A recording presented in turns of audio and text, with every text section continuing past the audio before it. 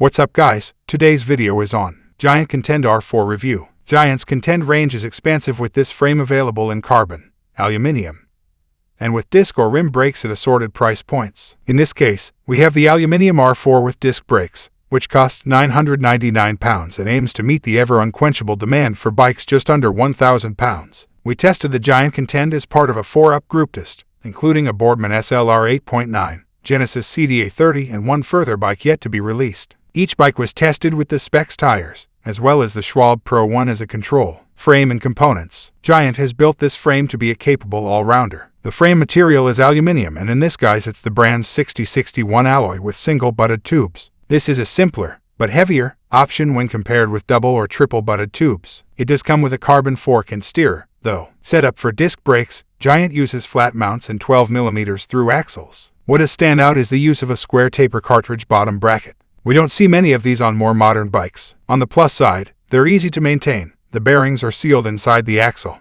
and the whole thing can be replaced with ease. The negative is that the smaller diameter axle isn't as stiff under load when compared with threaded or press-fit BBs.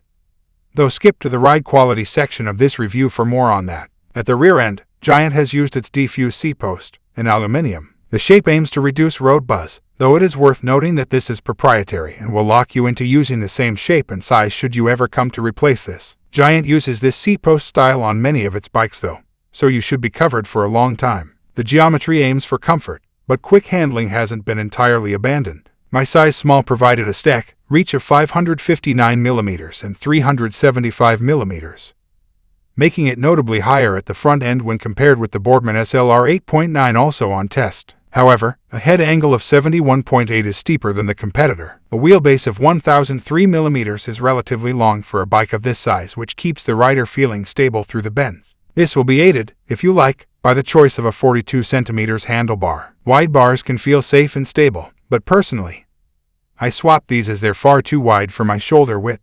Giant does offer the Avail from its sister brand Liv, which comes with narrower bars, but 42cm seems wide for men of my height, too. At £999, Giant has opted for Shimano Claris shifters and mesh, with a compact FSA chainset and a non-series cassette. At 11 minutes 34 there's lots of range for the climbs, though the jumps in gear are quite large. The brakes are cable-actuated discs from Tektro. They are a bit easier to maintain when compared with hydraulic systems on more expensive bikes, but won't be as responsive. In the case of the Tektro system, only one piston is pulled by the cable.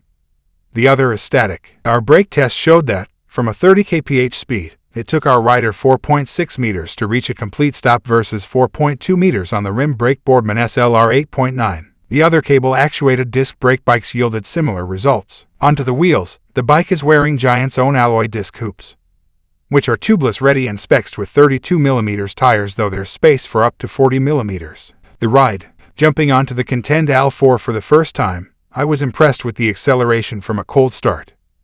I'd imagined a more labored ride based upon the 10.28 kilograms weight and wide tires, but this appeared unfounded. Zipping up to speed, I bombed along without much effort. I had been concerned that the simple cartridge bottom bracket would reveal a floppy ride quality. Swapping between the Boardman SLR 8.9 and the Giant Contend R4, the difference in bottom bracket stiffness was evident when climbing out the saddle. However, riding the Giant alone I didn't feel hampered. The brakes, on the other hand, took me by surprise in the negative. It's been a while since I've ridden a cable-actuated disc, and the stopping time was notably longer. The Boardman's brakes felt quicker to respond, and a brake test from 30 kph showed this to be the case. With its wide tires and tubeless compatibility, the Giant AL4 wants to be ridden at lower pressures. Using SRAM's calculator, I got a suggestion of 50 psi at the front and 53 psi at the rear. With space for 40mm tires, you could well fit something squishy and head off the beaten track a bit on this bike. On the specs tires, the ride quality was notably harsher when compared with the Boardman 8.9 also on test, and that of the Genesis CDA 30 with its much burlier adventure tires and steel fork. That's not necessarily a bad thing, though. I've always rather liked a connection with the road. Swapping on the control tire we used for this test, the Schwalbe Pro 1 in 25mm.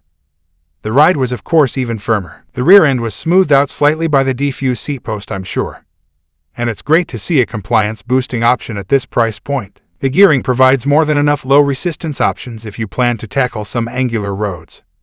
though the cassette is pretty wide-ranging for the number of cogs. Those looking to slot into the perfect cadence on flat roads might wish for tighter spacing, completing some road racing training intervals of 5, 3, and 1 minute on this setup.